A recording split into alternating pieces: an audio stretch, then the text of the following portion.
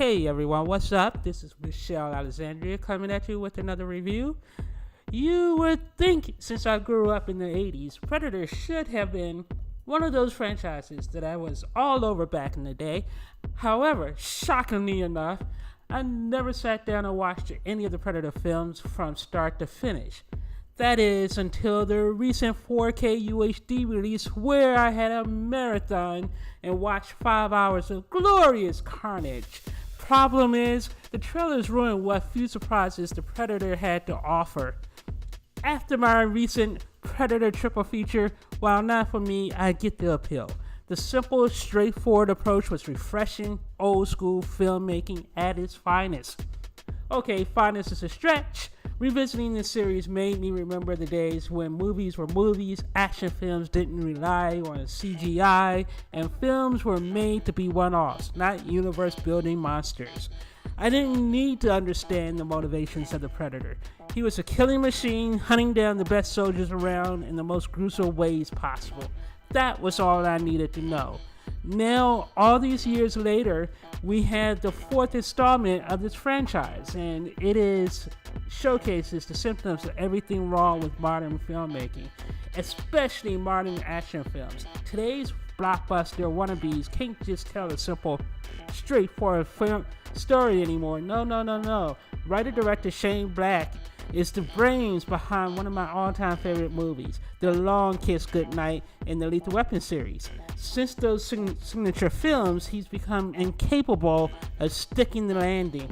He thinks he's cleverer than he actually is.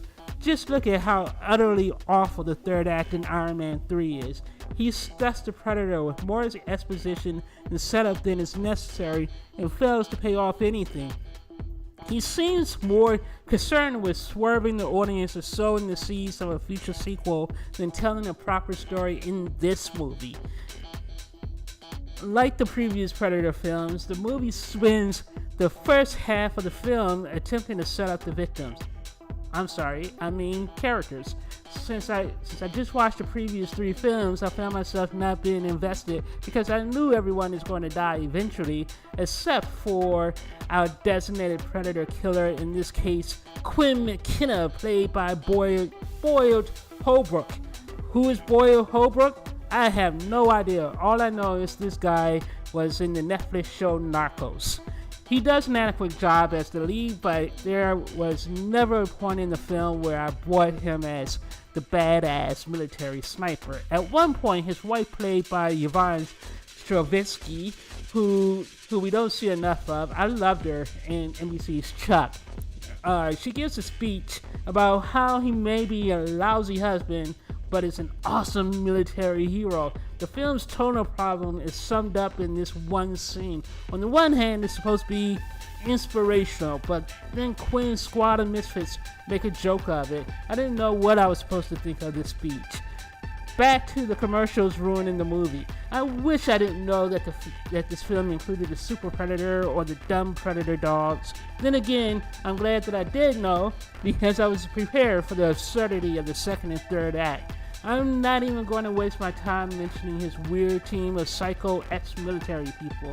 Olivia Munn did a serviceable job as a super biologist, but there was a ridiculous moment where, for no real reason, she takes off all her clothes while there was no nudity. I asked myself why, and I hated Sterling K. Brown's performance as Traeger, the bad guy whose motivations or even who he works for is never really explained. Is he a government official or head of a corporate security? I was never really sure. I assume he was a CIA spook.